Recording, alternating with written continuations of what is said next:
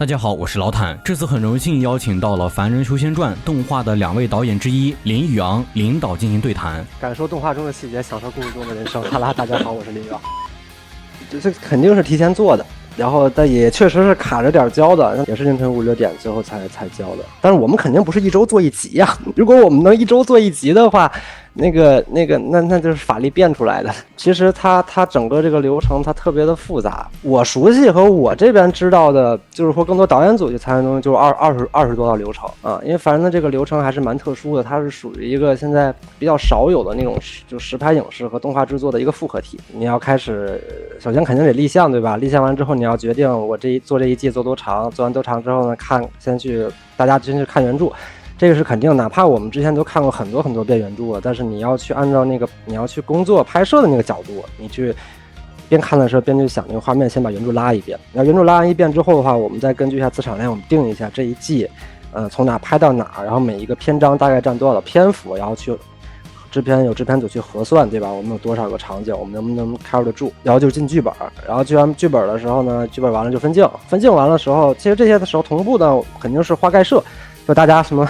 最想看到提前透露的那个东西，什么场景的、美术的、盖摄的话，有那个专门老师去画，然后我们去再审核、讨论、开会，然后这些盖摄过了一部分，过了盖摄就其实这整个东西像是一个流水线哈，就像是一环节套一个环节的交接棒一样，然后盖摄好了的去交给建模再去做，然后什么场景的、人物的、造型的、道具的、飞船的、怪兽的，同步的时候再去审核后边的，然后这些整个一套，这个是前期流程。然后这些都完事儿了，之后到中期就是现场动捕拍摄，就是演员围读，还有拆场就跟实拍的看景一样。然后到了真的拍摄，但我们的动捕还不是那种纯数据动捕，我们的动捕就真的跟那个就现场有好多机位，然后去拍，就跟拍戏的流程是一样的。然后当然我们拍的时候呢，会分2个组，分 A、B 组，有文戏的有武戏的。就主要问题是啥呢？就是说咱不能要求一个演员他这么多演员他能文能武，对吧？有的演员他戏演得好，有的演员他身体动作好，就会分出来。然后这样的话去拍完之后呢，要去核线就回到剪辑呢，就跟正常电视剧拍电影一样，剪好了之后，然后开始打layout，就进入到相对比较动画的一个环节了，就是那种特别简单的小人会把整个故事大概给我们故事串起来，里边是绝对没有特效、绝对没有表情的。然后这时候，因为我们拍的是真人嘛，在背景不都动捕棚嘛，大家都穿的那个动捕衣嘛，拿这个东西去套完了之后呢，就把那个场景和模型套进去，再出一把，才到了正儿八经的后期环节。后期环节就是我们所有总监全拉过来。导演组所有总监全拉过来之后，坐一屋里，我们开始聊，拿那个 layout 给他们讲，这一颗画面，你看到后边那个球，它不是个球，它其实是一个键啊，你看到这个东西，那个东西它不是个方块啊，它其实是个什么法宝，就给他们讲一遍。然后在这个环节里边，我们就是群策群力，然后综合大家所有的意见，然后特效总监、动画总监，然后我们所有的人就会提意见嘛，这个能不能做？能做的话，能完成到那个想象中的%多少？周期可不可以？全都开完会，然后开始真正做的话，大家就去各自做各自的了啊，做动画，做特效，然后做场景的做场景和场景，做灯光，大家就做了。然后做完之后的话，在关键节点之后，我们再去审。然后其实这到后边的话，就是他们就会比较辛苦了。但是我们更偏前中期的这种我们导演组，我们就去弄下一集了，我们就去往后弄了。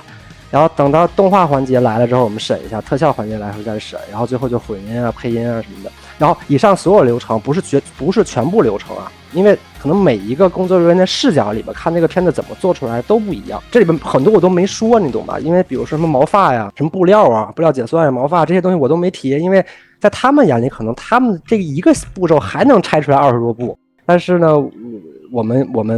是个年番嘛，年番是啥意思？就这集就播了，不管这集播了怎么样，在168个小时之后就要有下一集再顶上来。所以说，包括有些道友会去问那什么你们做到哪儿了？这问题不是我们不回答，是不太好回答，因为我们是就这么连着做下来，有点像什么呢？有点像你下载软件或者下载游戏的时候，你同时下52个，然后它是个并列下载，你懂吧？就可能第一集到了100%，这周播了，第二集完成度95%，第三集90%，第三集85%，就这么垒下来的。而且还有一个事儿，就刚才我说的所有步骤它都没有一稿过，这个世界上什么都有，就是没有一稿过，所以所有步骤都要再来一个 V1、V2、V3，然后一颗一颗镜头的那么做，然后就做完了。我之前听说过，就是说凡人剧本其实是就是比较难搞的。因为剧本这个事儿其实是最关键。看我刚才说了这么多，其实对于一个正常观众来讲的话，那没有那么重要，因为这更多的是我们内部的一个流程问题。那观众最关注的什么2个点：一，你故事好不好看；二，你角色好不好看，对不对？你要更多，你再说什么特效好不好看，打戏好不好看，但最核心的肯定是这个剧本。但是你看我说了这么多流程，你剧本是有一个时间卡着你的，因为你没有剧本，后边都动不了。你要先把剧本先定下来，才能让后边的大家有那个流程，这个产线它滚起来。然后所以说剧本这边的压力还是比较大。剧本我们也是 V1 V2 V3 3稿的。哎，你就想想我们几天播一集呗，我们平均我们1周播一集。但是你扩充队伍的话，哎，其实跟那个什么工作地点呀，或者说是什么薪资劳务啥都没关系。我们最大的问题是我们会有一个时限过来。就说吧，我说我要一个剧本，不是说最终版的哈，比如说一个 V1 版的一个故事，然后因为我们每个人也是这么交接棒嘛。我们编剧组有3个人，我们3个人交接棒，然后有的那你给我一个时间吧，对吧？我会要一个时间，你给到我，那才行。然后我品质要求就不用说，就是凡人前面的所有的平均水平。那大家可能一听有的人一听那时间就跑了，一集1周播一集，他要播1年，也就是说7天你就要完成1集的剧本，而且可能不是7天，可能要比7天少，因为他中途要改。因为7天的话，你是刨了你的休息日的呀。你要说一个周末我加班 OK， 你不能连着全顶上吧？我们是想，我们做的时候没有考虑它是不是年番，我们就想它就是一个故事嘛，想要把它按照季番的那个状态去做，但是我们的客观物理时间它是个年番，所以说还是回到那个问题嘛。那为什么要改呢？如果不改的话，那就不改了。你说更直白一点，那天塌了有原著顶，但其实不是这样。就是我给大家举个例子，我当时还没出学校的那个时候，大家所有的人去看一个改编作品的时候，别管是它是小说改、动漫改还是游戏改，大家肯定是喜欢原来的那个作品，大家去看这个改编作品，对吧？我当时也问出这个疑问，就是他们就能为什么非要改？这导演编剧非要去证明点什么是一样？这是我当时我问过的问题。如果有一天我也有这个机会的话，那我一定不改。但是为什么现在这样了？不是变了，是因为发现一个道理，就是这个原著，大家想要的原著是大家想找回我当时第一次看这个故事时的感觉。原著是什么？原著是一个完美的一个功法，或者说完美的一个菜谱。咱们就假设说原著是一个菜谱，观众是顾客，导演或者编剧是厨师吧。比如说这道菜是佛跳墙，原著是原著，你打开之后上面写了我需要有10几道原料，然后流程步骤，你只要按照我这个做。大差不差了，就肯定是那个味儿，我就按这个做。但有时你打开冰箱，发现冰箱里的备料就6到8种原备料，这个备料包括了有时间、有资产，还有节奏，因为我们卡着15分钟一集嘛，这些东西就所谓的那个原料缺失，你知道？那你导演和编剧在幕后更多的工作是，我如何拿着6到8种原料，我给你配出来你完整版10几种那个原料的那种感觉。那这个事儿有的时候能配出来，有的时候配不出，这个东西是后知后觉的，也有当时也需要我们去总结经验，但是你压根儿完全不改这个事儿，它不现实。钱是一个方面嘛，还有一个就是小说的那个小说和电影有一个最大的区别，就是小说没有时间均速流逝这个感觉的。小说是这么写的，汪宇老师的经典写法：韩立眉头一皱，心中暗想，但面色不变。然后底下有一大自然段，想的是怎么着？他心里想，这个人不行，好，这个我一会儿得灭了他啊！我这个我也躲他远点啊，类似于这种吧。但是他有一句话叫面色不变，这个东西其实就是跟漫画里一样，它会有一个时停。它一时停了之后，仿佛时间静止了。现在开始我内心独白了。我要还原你出来这种感觉，那变成了影视的这个手法。我们只能去精细嘛，把那一段给压缩到1、2句话。那汪宇写的本身就很凝练，你懂吧？我们再去压就会少。那好，那个紧张感或者缺的东西不好，我们就需要加更多的一些，别管是气氛渲染、环境渲染啊，还是说戏本身的这个东西去补这个东西。它每一集其实都会有这样的情况。影视化本身就是一个改编的一个过程点，就是整个天南篇和乱星海篇有一个特别大的不一样的一个点，区别就是人物关系的复杂度的问题。那天南的那段时间，他有亲人。然后有师傅，有那个师兄弟，是吧？然后包括副本里边会有反派王禅，还有那个虚王，反正就是他的人物关系很丰富。回到了乱星海，我回忆了一下所有的观众反馈来讲的话，其实没有因为你给女角色加戏出过任何问题，问题都在于反派。那好，为什么会这样？是因为除了女角色就只有反派了，然后你只能在这个反派这个关系里边把他们人做的不一样。那我们不能说每个人都一样，对吧？那你说有没有纯坏的这个反派？有啊，基因不就纯坏的吗？那伪君子型的反派万天明也有了，然后那种粗中有细那种装傻的那种，但其实很精的那种蛮胡子也有了，然后偏喜剧风格担当，就类似于对标中国那种角色是青翼，那他也有了。就说反派这种人物关系会把我们的这种创意就局限在这个地方。那好，又回天南了，太好，这样的话他的人物关系又丰富，而且他这边韩义这段戏，他虽然是伪装潜入进去的，但好歹他会有一些跟自己就是周围的那种人就非反派关系的戏了。开始剧本我们就是有那个周期很紧的去写嘛，但是我们在开始做之前会单独挑出来某些重点级的那个创作时间拉长，没进虚天殿之前就在写109了，虚天殿其他最后一集都写完了，109还没写完，就是因为他改的稿数会多，你知道吧？把它做好了就需要时间去改去磨，那一集改了10几稿。然后我们这一季其实挑了几个每一季度我们会特意留下一些重点篇章去做。那结缘鹰是我们包括我们内部就是说你别的可以催，这结缘鹰不要催。说回到速度这个事儿啊，其实第2季年番比第1季年番的按章节数来讲的话快了10%。然后做完第1季年番之后的话，收到了大量的那个观众的反馈留言意见嘛。我刚刚前面说了，所有就是我们是多方意见考量之后做出来这个决定，这个多方里边就是包含了观众的这个态度，我一定要说一下。如果我们是一个球队，那第12人就是观众，一定是，只不过就是我们会摘把所有东西一口气全都改掉，那肯定不可能。我们会摘最重要，其中就是一个时间节奏不够看，能不能加时长情况下，这一季比上一季又快了，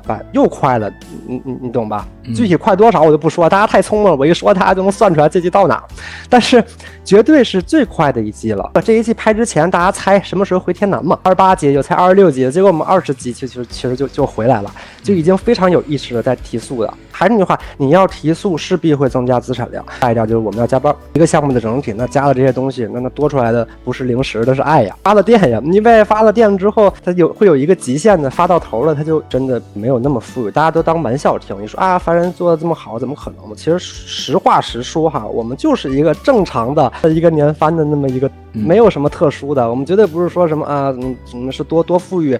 还有说什么啊？什么预算多了花不出去？我就说一句话：如果现在预算但凡是多了，我要干的第一件事拿新 BGM 把这片子铺满。谁不知道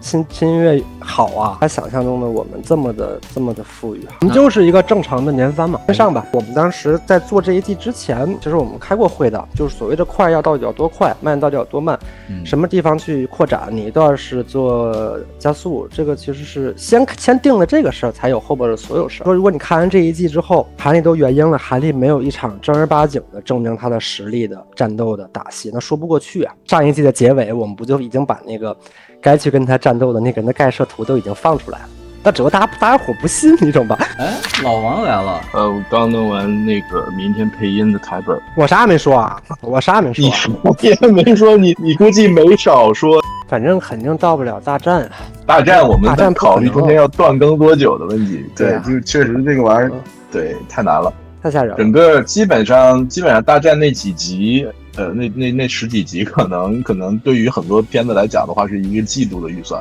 对我们来说，可能就要在10几集之内把它烧掉。原著中提到有没有剩的，其实就是20-30个人，而且它是战争啊，它是整个的一场战争啊。断是肯定要断的吧？断对不起大家的骂呀。年番这个东西呢，其实是一个非常反人类的东西，就是因为我们从来就没有把凡人想做成一个那种快餐式的流水账。每一次做新的副本，或者是说讨论一个新的段落的剧情的时候，其实都在烧我们自己的东西。乱星海整个布局，可能大家如果有印象的话，是从魁星岛开始的，对吧？然后最后收束到巡天殿，就是整个这个布局完成，我们花了100期。然后草原大战的这个段落，又是一个新的地图和布局。对，我就觉得凡人它跟其他那些就是流水账修仙最大的区别就是在于它里面有大量的很写实的人物的关系，然后包括就是它有很多线头你可以去蹬。对，你像新宫那条线，就是它一直延续到第2次就是乱星海，然后你像这个草原大战这块后边又跟多摩谷乃至后边的空谷山其实就有各种千丝万缕的联系。其实咱们有很多的布局已经买好了，但是时间所限，或者说是我们追韩立的叙事主线，咱们都没往后做，就是有时候也怕做的太多，这也是一个时间卡着的一个点吧。比如说为什么会有一个宫殿在天上飘着呢？为什么会有西天殿这个东西呢？其实我们内部讨论的时候都已经把逻辑盘得很清楚了。幽谷其实就是我们也在想它的一个故事类型，对，就是因为其实从矿场开始，我们就在每一个副本或者说每一段情节里边去在想它的故事类型是什么。不管你是悬疑片，还是动作片，还是恐怖片，还是那种就是比较温情的。走那个人生况味的追梦谷，其实从篇幅上和从它的大致的内容上来讲吧，其实它更像是一个恐怖淘沙的东西，然后有点像那个七日杀之类的这种东西。我们其实最大的改编难点，根据之前做乱星海的经验来讲的话，就是一是当副本的篇章过长的时候，怎么样把它更压缩凝练一点。然后第二个就是很多条线同时并进的时候，那些没有含义的一些线该怎么处理，这个是两个需要去解决这种大副本中的问题。我们还是尽量的希望把戏都去往韩立身上去归一归吧，因为之前歇岛上呢，其实有一个点就是韩立那边归的有点少了嘛，得往韩立身上归啊，因为大家看小说的那个观感和可能看剧一周15分钟还是不一样。三派事件呢，我们其实已经在有意识做这件事情，而且时不时的其实还是得，你像比如说每一季的结尾。每一季的开头其实都得编点东西出来，对吧？就是打开方式，因为大家可能断更了几个月之后，看一个新的开始，不是说我今天打开一本书，我随手翻到100多少页，我就可以开始往下念，而是说就是每一次的短暂的启动和短暂的刹车，其实都是需要很多设计的，所以。从这个角度上来讲的话，时长这个事儿真的是一个挺奢望的事情。就是说，你说多写点水词儿，多拍点时长，然后多画点线条，打一打，就这种东西其实不难做啊。但是说实话，凡人的观众可能不太愿意接受这种东西吧。就如果有一天我们真的开始画线条，那可能我们就可以退场了。是这样，其实也没有这么复杂。但是想一个事儿。《凡人修仙传》这本小说，韩立是非常少有的。他在他18岁大概吧，就是成年前就经历了莫大夫那一轮之后的话，他基本人物就定性了这么一个角色。这个是很少的，因为有的故事你看的是人物的成长线，对吧？有的故事你是看强者变得更强。但是韩立是一个他的整个的性格，说白了就是莫大夫给他印象太深了，一下就给他定住了。别搞后边遇到再强再强的反派，或者说是危险，因为说白了吧，人改变人很难的，只有人经历了一些事儿才会改变。但是韩立其实他是一个自己道心非常坚定的一个人，不出特别大的事儿，他可能连很生气的，或者说是就是那种杀气反噬他什么他都做不到。西游记吧，西游记大家肯定都知道了，孙悟空嘛，对吧？那孙悟空前面有那个大概他前面那个被压在花果山之前是他的一个整个人物成长线，后边的那么多章他其实就一直是孙悟空，一直是一个这么的角色。包括哪吒什么的也是嘛，但是有一个点哈，等他定性的那一刻，他基本上就已经是很强的那么一个。但是韩立可不一样，韩立他得一路成长。我们的炼器筑基结丹元婴化神，韩立比如说不够爽是吧？你在虚仙殿里头被6个元婴老怪有6个压着绑架着给你弄进去，然后在封心那之后也是被囚禁起来，对吧？说白了，你要想爽，你要够强，你要想强，你要赢了才能爽，你不强不赢你爽不了，这是很现实的一个事儿。我觉得这也是凡人这本书的基础骨架，就是你凡人就是打不过炼器的，炼器就是打不过筑基的，你在没有天降神兵，没有临时爆气，这就是血淋淋的事实。所以这也是韩立他做很多选择的一个基础条件，对吧？我没有能力保护我身边的人，我就不去强撑着我要去担这个责任，因为首先我要做的事儿，我要先变强。但是上一季大家提出这个问题之后，其实这一季第4季开始，我就说几个瞬间嘛，你看觉得爽不爽啊？包括上一季结尾韩立出了虚仙殿之后，会有一个画面是原来我们没想拍的，但是后来想说还是给观众一个交代，我们就临时加的。其实是不太符合逻辑啊，是啥呢？就是韩立出了虚仙殿之后，他不到这个岛上把那个，然后吧，他想开顶的时候，特意留了一颗镜头，是所有东西全出来，啪标了满屏字卡，就那个画面是后加的，就是说这个是给韩立的一个交代，因为这是他拼死拼活的这么多集，最后生存下之后他得到的东西。其实大家都说136那集是个过渡集，其实136那集不是个过渡集，是韩立对于他来说很重的一集，就是韩立一直以来这样的人第一次决定说我去要守护一个人，这是所谓的那种拯救系，然后保护别人的时候容易做出燃的爽点的那种情境。这种情境其实不多，抓住了我们就得好好做，所以那集我们当成一个非常重点的集去做的，包括我们给配了音乐嘛。对吧？配这首歌什么的，包括哈利最后站在那拿那个矛当一定，跟那个什么一人当关万夫莫开似的那种感觉的东西。其实这些东西都是爽的点，所以说要爽啊，要爽。那你，但是不同的创作逻辑不一样，我们是在逻辑里边找爽点。你当然也可以换一个思路，你在爽点里找逻辑，但是凡这本小说它不适合在爽点里找逻辑，因为它后边整个的世界观的铺设，它依靠于这套基础的修仙体系去架构的。如果这玩意儿没有的话，这项目就塌了。我知道大家都很喜欢韩立啊，大家可能因为你希望着看着韩立，希望他越来越强，但是他快了，真的快了，他现在已经到了临门一脚的最后一步了。他只要摸到那一层了之后，他就元婴，因为元婴以下皆蝼蚁嘛。当然在风息的那个时候，他特别加了一段话，就曾几何时，我也觉得结丹其实是高不可攀的存在。一路走来，愈发明白，除了跟化神大妖和元婴老怪相比，我们只不过是大一点蝼蚁的就罢了。你要一个大一点蝼蚁，现在这一刻要在他们的面前去找那个爽点了。73集刚上来，韩立一上来打那5个，这种就是我去虐菜嘛，对吧？包括后边韩立就是戒头颅也是嘛，就按照原著里这么拍的呀，大家是那一瞬间的爽。然后忘记了，就没有我戒头颅这种事儿，我第1集戒，第2集戒，第3集，真的5集完了之后大家就顶了。他的性格里边，他不是那种会刻意的为了爽而去做事情的人，对，就是因为有时候爽它是会有代价的，对吧？就是一时爽，就是可能带来的就是注目，就是会被比自己实力强的人盯上，就是可能会打乱自己的布局，就是可能等等，就是它不是一个。就是基础世界观的一个东西，然后，后边该爽该秒天秒地的时候，他会的。还有就是这个关于性格问题，因为他不是一个反社会人格，他不是说那种就是我要屠尽天下人那种东西，就是他还是一个正常人，对，所以就是大家也适当的可以稍稍的对他宽容一点啊。我们会让韩立进到结元婴这过程中，他自己会自己遮上说，所有人都跟我说心魔是一个很难的事，但是我经过了几秒环境啊，我也经过了前面的那些考验了，我做好了这些准备的前提下，他再进去，然后再给他当头一棒。我们想要做成这种效果，然后那这个点有一个点哈，就是非常有可能心魔那集完了之后，幻境这个事儿就解决了。韩立结元婴的那一天。大家特别的热闹，祝韩立结晶成功，祝韩立结晶成功。我希望咱们动画也能有差不多的效果。但是结元婴它不是1集啊，别播完第1集之后就开始先骂了，因为它不是1集。你可以理解为元婴是1集，然后幻境也是1集，它不是一整集哈，到时候大家看就知道了。第1集送给所有的观众，第2集送给韩立自己。元婴小人啊，元婴小人本来就没有韩立元婴，但是要重新做了，而且这个风格会跟之前的那个元婴不太一样。我们还是在那个所谓的写实度和卡通度里边重新定一个平衡的点，可能会更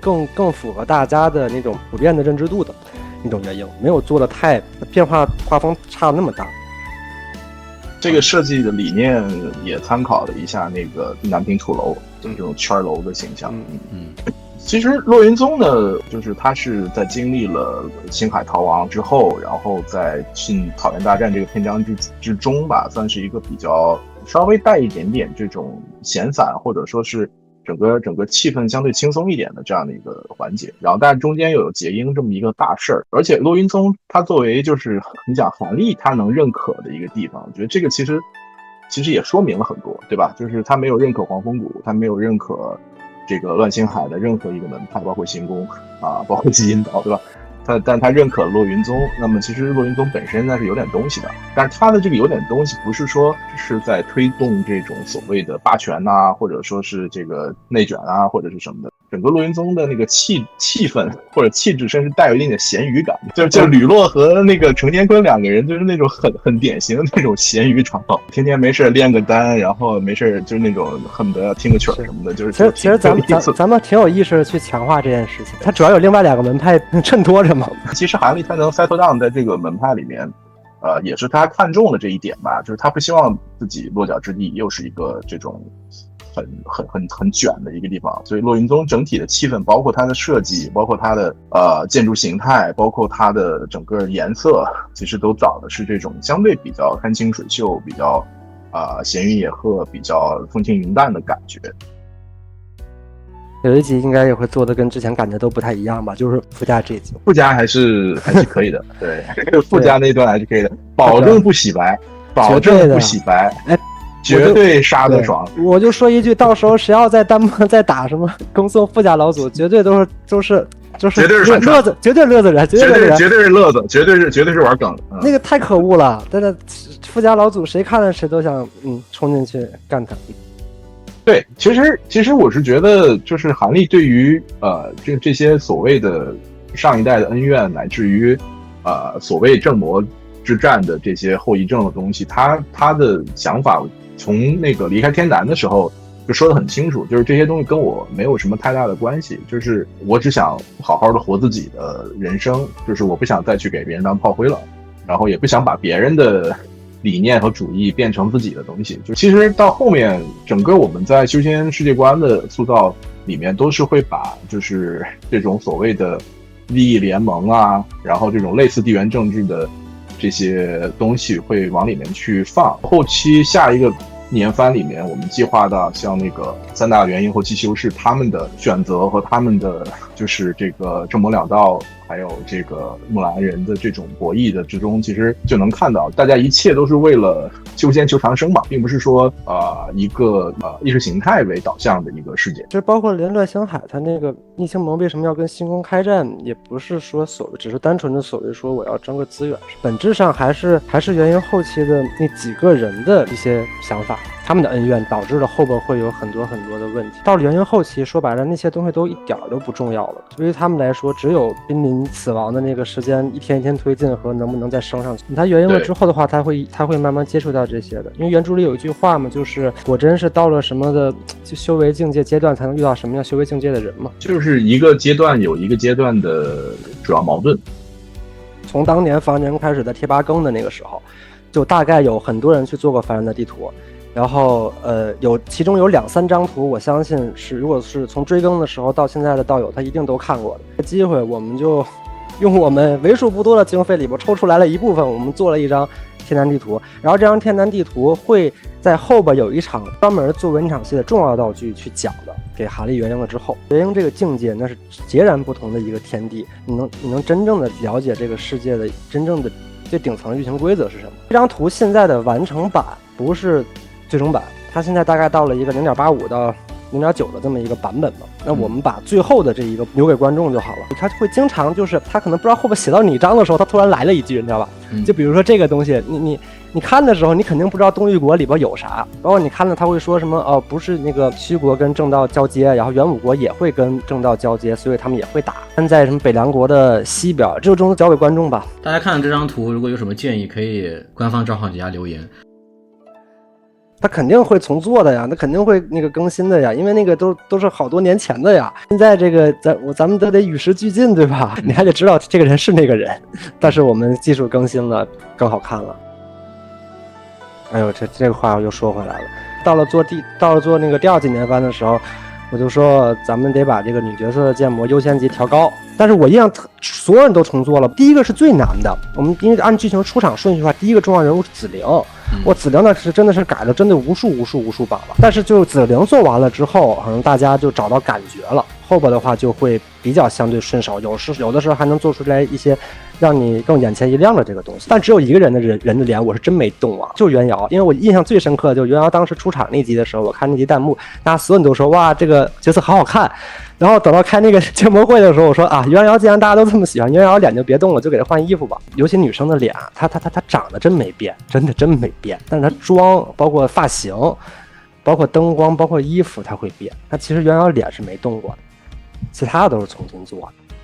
对，新建模应该会在播出前会先放点预告。确实这个模型是我们非常纠结和花时间的一个模型，所以可能要稍稍再等一等。而且它应该也不止一个，我们现在也规划了至少有2版。其实南宫婉这个角色我们现在是特别头疼的，原著里面他的掉线时长实在是太长了，尤其是在那个木兰之战这段原著里面韩立在打架，然后南宫婉回洛云宗了。对，就这段真的很头痛，这个很头痛。因为如果我们给南宫婉加戏的话，大家不会骂我们吧？因为我跟老王现在都挺想给南宫婉加戏的，毕竟是南宫婉嘛。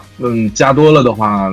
又怕大家说我们削弱韩立。但说实话，你要不加的话，他真的去喝茶去了，就是韩立在打架，他在喝茶。对他，因为他毕竟也有自己的那个人生嘛，也有自己的故事嘛，这么多年了。对，而且他当年拿那个就是《血色禁忌》里面的那个去寻宝的时候，那条线吧，其实应该一直有的。在这韩立去乱仙海的这么多年期间，他都在干些什么，对吧？所以这个我肯定还是会稍微的瞪一下。梅宁其实他大家喜欢的点也是在于，就是他是很活人感的一个吧，就是而且他也蛮生动的，就是相比起就是那些逆天的那些高手，城府很深，然后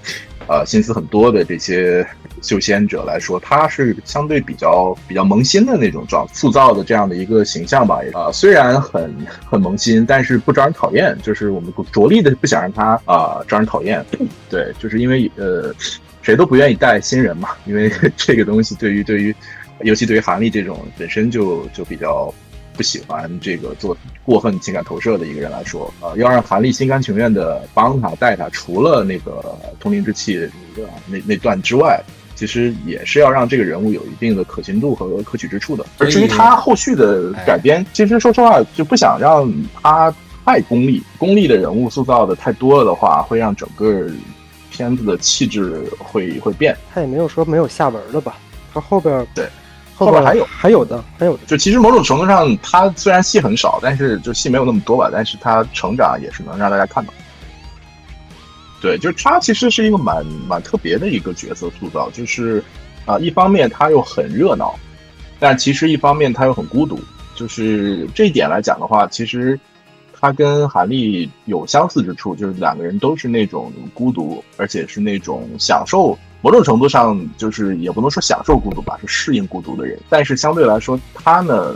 作为一个女孩呢，其实她又先天带有一些这种热闹的东西。对，所以就在她身上，我们其实放了挺多的这种，就是让观众可能会又觉得她又可爱，但是同时又有一些有点可怜的这种成分吧。对。但是他的可怜不是那种可悲啊，而是说是这种让观众能感同身受吧。也是拥有着很强的这种命运感、无常感的一个人物。应该原先预计是明年，对，然后看看能不能赶得出来吧。对，已经在做了，但是做了多少吧，这个东西反正就是随时做，随时推翻，就是这种状态。就是争取明年，那明年12月31号也是明年。就像我们当年承诺让那个韩立打文天人一样嘛，对吧？你说文天人出没出来嘛，对吧？出来了，没有？如上，对，现在我们在做 vertical slice， 就是相当于一个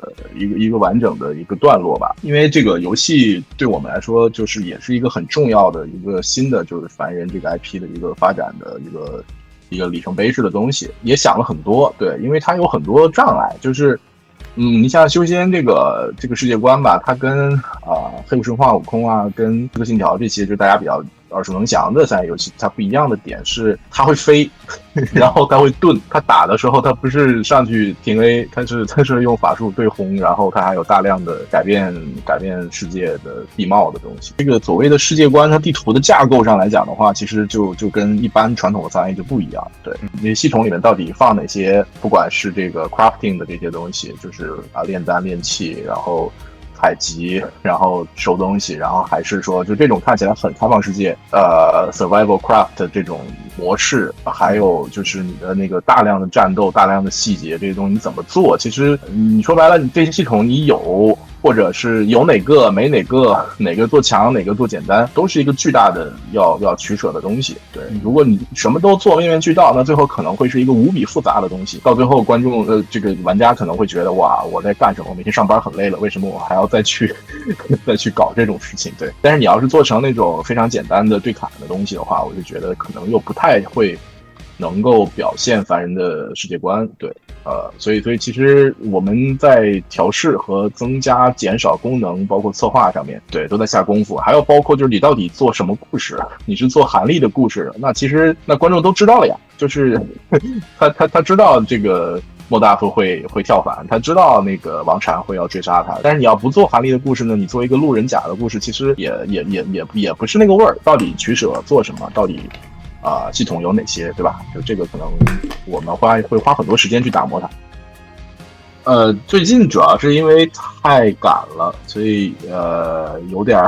忽略这个问题了。回头想办法加进去吧，我觉得放片尾吧，因为放片中总是会让你想起宠物小精灵。会切开嘛？因为我们就是15分钟一集嘛，你再切成7、8分钟的那种观感不太好。放片尾吧，我们到时候想一想，看看没事儿找点事儿说点啥。因为之前的话其实就只有2张图嘛，一张正面一张反面，然后我们其实可以再多强调别的花样吧，法宝世界观呀什么名句啊这种。选古传呢，我们其实讲了2个故事啊，就是现在正在取舍，就是到底做哪个故事？对，就是还是不太一样的，因为确实从世界观角度，从人物塑造角度来讲的话，可能比韩立这种就是长线的可能上千集的这种人物来讲的话，它会更短期爆发和极致一点，所以我们在故事层面还在取舍啊，但是应该是个挺有意思的故事，就是也是会让大家觉得不一样的一个故事。其实我们现在想的是选古活跃的时代里面，就是整个世界格局是什么样的？对，就是也是一个蛮有意思的点。但是选古活跃的时代可能不只是一个嘛，也就是说会借着选古来讲一下韩立离开乱星海之后乱星海的一个局势，是吧？因为其实还有除了他之外，还有其他的那些人物，你们就想跟他同时代的这些人都有谁？他们的至少那几个老元婴肯定都在嘛，对吧？然后老元婴们的上一辈也都在嘛，还是一个更偏一个篇章类的故事。如果后续大家对于这些 spin off 的故事比较感兴趣的话，我们也还可以再去拓展。对，但其实核心点还是塑造好人物吧，因为大家喜欢了韩立，所以呢，韩立的不管是朋友啊，还是对手啊，还是这些，然后当这些角色又产生了他们自己的魅力的时候，那可能他也会有自己的故事。对，所以本身其实凡人这个世界观，它讲的也不是说一个龙傲天的修仙故事，也不是说是一个独一无二的人，就是在韩立来之前也有很多很好的人物，然后在韩立走之后可能也会有很多很好的人物，只是我们用了韩立作为一个就是主角来去描述嘛，对吧？感谢一下所有为凡人出过内容的 UP 主们啊，包括不限于老坦、白马、飞天、豆包、杰克、西更、未知没说出来的，还有数据统计的，还有青之酱，还有那个阿伟，还有好多剪搞笑视频的这个对，不只是说动画吧，就是这些年为凡人这本小说这个故事做推广的所有人，还有什么拳头啊，还有品剑仙啊这些人，还有包括之前说绘制过地图的那些人，还有做凡人凡语的这些人，哪怕小的 UP 主几百、200个关注的，我们都去点关注了，不光是看大家做的视频，还包括底下的那些评论意见，这些东西如果你不看的话，你当然可以选择不看哈，但你不看的话，你真的没有办法知道观众真的就看不到大家的用心。但是你要说我们的现在的实际情况和我们能力，我们能改多少，那是另外一个问题。但是我们真的在看，大家都去让这个故事、这个小说去让更多人知道，包括我们现在在做这个动画，也是在做这个努力。我一直理解的就是说 ，IP 这个词，它不是说只是一个小说或者是一个动画。或者说是一个游戏，是咱们这些人评论区讨论各种群啊，或者是贴吧里边讨论的这些人，咱们每天讨论的这些记忆是 IP 承载的情感最大的价值，这是我们共有的。也是感谢老塔啊，这个大力支持。然后领导跟我一起做凡人做了3年，从小说粉丝到这个主创，然后经历了这么长时间的这个凡人的这种洗礼吧，他对于凡人这个小说也好，对于凡人这部动画片，他投入的感情和支持真的是非常非常之深的。就希望借这个机会给大家重申一下，我们整个制作组，我和领导还有我们的所有的主创的心思，就是我们真的是因为喜欢这个作品，然后喜欢望雨喜欢凡人，我们才会这样去投入一个经历和感情，乃至于就是这种就是有的时候被批评了的这种不甘心，其实也都是一种真情流露。我希望这种活人感能一直存在于凡人这部作品的创作过程之中。如果有一天你们觉得我们俩失去了这种活人感，我们也变得很机械、很放松要求、很懈怠，那么也希望你们骂醒我们。当然因为创作的过程之中肯定就会有踩得重的地方，有踩得不重的地方。做的时候想的是一方面，然后呈现出来乃至于大家看完了之后的感受是另外一方面。我觉得在每一个环节之中都投入了挺多的心思，所以也希望大家一方面带着批评和建设性的眼光来看，另外一方面呢也是多给我们一些宽容和支持。对，然后再就是特别感谢一下我们的制作组的小伙伴们，真的最近这段时间大家每周都在这个连夜熬夜输出啊，真的也是大家好辛苦啊，也是谢谢大家。好，感谢大家，拜拜拜拜。